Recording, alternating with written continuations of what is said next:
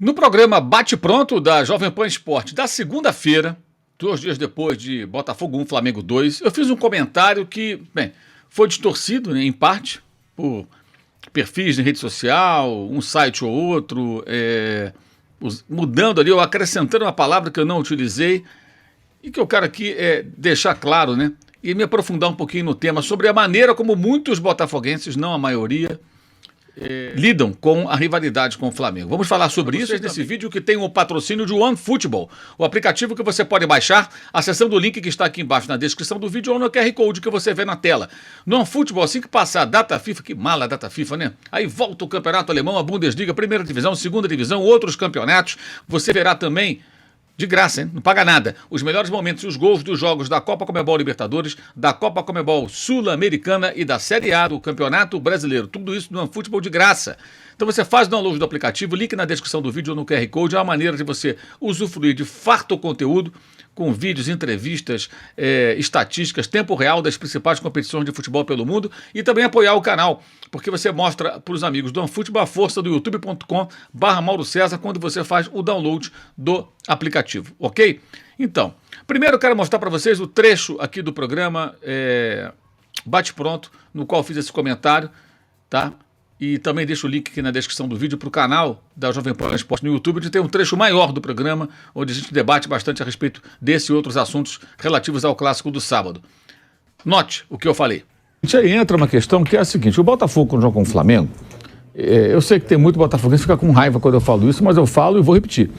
Para parte da torcida do Botafogo, para parte da torcida do Botafogo, para parte da torcida do Botafogo, para parte da torcida do Botafogo, primeiro, ódio ao Flamengo, pelo Flamengo. Depois os caras gostam, amam o Botafogo.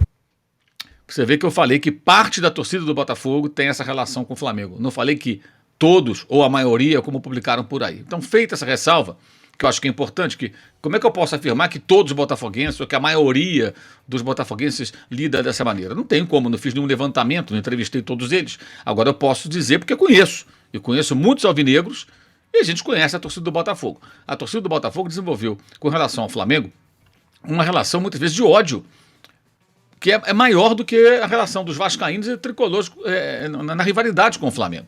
Isso tem uma explicação que a gente pode buscar lá na história.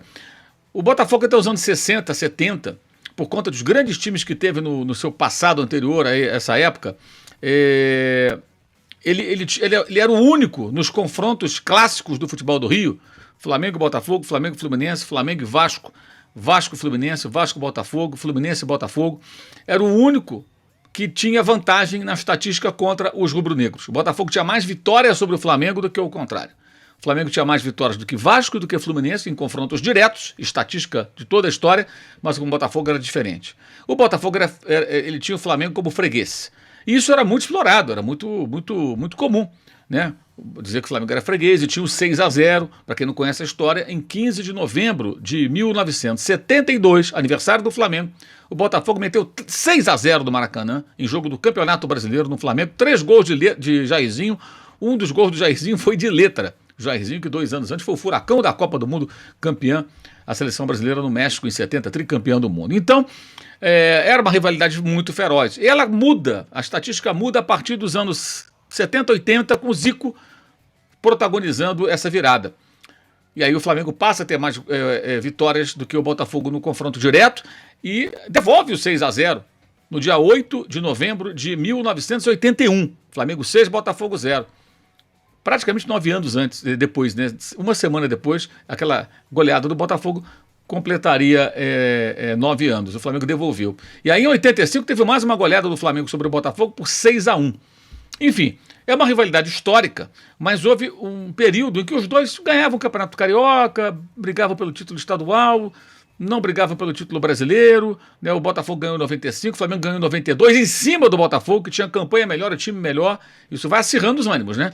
O Flamengo tinha um time inferior e ganhou, capitaneado por Júnior, foi campeão em 92. O Vasco e o Botafogo tinham as melhores campanhas e o Flamengo foi campeão. Não era pontos corridos na época o formato de disputa do Campeonato Brasileiro. Aí em 95 o Botafogo é campeão, o Botafogo é resgatado depois de ser deixado de lado pelo seu então presidente, o banqueiro do jogo do bicho, Emil Pinheiro, que havia dado ao Botafogo a chance de ganhar o Campeonato Carioca depois de 21 anos, e ganhou em cima do Flamengo em 89, com aquele gol de Maurício. Flamenguistas até hoje reclamam que o Leonardo foi empurrado pelo Maurício no lance do gol, mas isso não importa. O Botafogo foi campeão e foi bicampeão, ganhando do Vasco na final de 90. Então o Botafogo ficou 21 anos sem ganhar campeonato. Nesse período o Flamengo conseguiu, ganhando títulos e muitas vitórias sobre esse adversário, mudar a estatística. Mas você vê que tem temperos aí, né? 6-0 para lá, 6-0 para cá. O Botafogo ganha o campeonato de 89 e encerra o jejum em cima do Flamengo na final, né? E o Flamengo ganha o brasileiro 3 anos depois, em cima do Botafogo, que não tinha um time melhor. O Botafogo ganha em 95 o brasileiro, depois para por aí. O Botafogo ainda vai à final da Copa do Brasil e perde para o Juventude em 99. O Flamengo faz a final em 2003, perde para o Cruzeiro. 2004, perde para o Santo André. Em 97, perdeu para o Grêmio também a final da Copa do Brasil e ganha em 2006 do Vasco. Então, eles fizeram finais de Copa do Brasil. O Botafogo não foi campeão. O Flamengo perdeu mais finais do que ganhou nesse período. E os dois ficaram duelando ali em Campeonato Carioca. Aí o Flamengo ganha o campeonato, negócio de chororô e provocação. Aí o Botafogo ganha, Louco Abreu é o herói, faz cobrança de pênalti com cavadinha. Então você vê que tem aí um período de ainda rivalidade com disputas estaduais, né, ou nacionais, entre Botafogo e Flamengo. Só que depois disso a coisa começou a mudar. Especialmente quando, em 2013, o Botafogo tinha Seedorf e montou um time bom, que brigou pelo título brasileiro, chegou a liderar, voltou a Libertadores, e a dívida do Botafogo disparou justamente nesse período. Foi quando disparou e virou a maior dívida do futebol brasileiro em dado momento, com uma arrecadação muito inferior a de vários outros clubes que também são clubes grandes de torcida numerosa. E nesse intervalo de tempo, nesse período, melhor dizendo, foi justamente quando o Flamengo começa a dar a virada, 2013. E o Flamengo elimina o Botafogo, com um time melhor, o Botafogo, na campanha do título da Copa do Brasil, dos rubro-negros. E o Botafogo depois desandou.